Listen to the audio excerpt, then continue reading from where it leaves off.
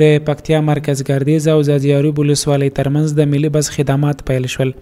د ملي بس امریت مسؤلین وایي چې ګردیز څخه ځاځي ولسوالۍ ته د عامه ترانسپورت خلکو ته د اسانتیاو برابرولو او ارزانه کرایې په موخه د ملي بس خدمات پیل کړي.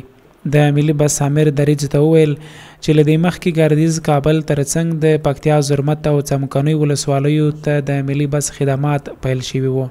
د پکتیا ولایت اړوند څمکنیو ولسوالیو ته چې څو ولسوالۍ په مسیر باندې پرتې دي دغو ولسوالیو ته د ملي بس خدمتونه شته دي.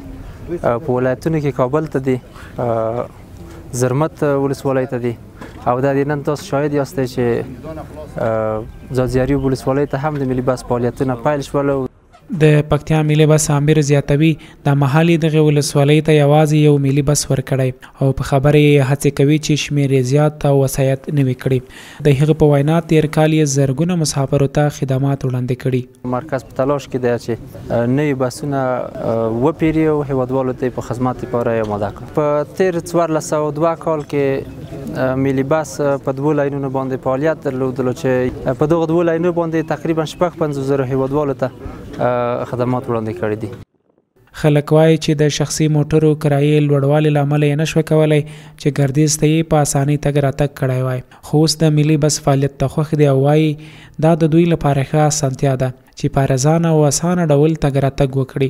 دوی زیاتوي عریب ګڼ میشته ولسوالۍ ده، اړتیا ده چې ملي بسونو شمیر زیات شي. عوام ولس په استازیتوب خبره کوم ډېر خوښي څرګندوو ځکه چې د منطقې خلک غریب دي، اقتصاد کمزوری دی. انشاءالله موږ به د ولسوالۍ نه ګردیز مرکز ته او په ډېر سهولت سره په ډېر کم مصرف سره خلک رابطه کوي.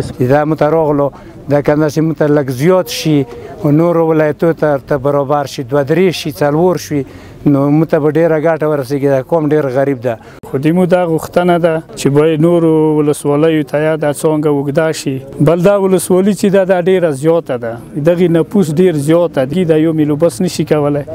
موږ دا غوښتنه ده چې هر ادارې ته هر ځي ته رسیدګي وشي. د ځاځي ولسوالۍ مسؤلین وایي چې دغه سیمې ته د ملي بس فعالیت د خلکو لپاره ګټور ګام او لویه اسانتیا ده. یقیني چې دا د خلکو لپاره ډېر سهولت دی ځکه خلک غریب دي. د مرکز ګردیز ځاځي پورې په شخصي موټرو کې کرایه لوړه ده. دا چې نرخونه د ملي بس ارزان دي نو د خلکو لپاره اقتصادي سهولت دی.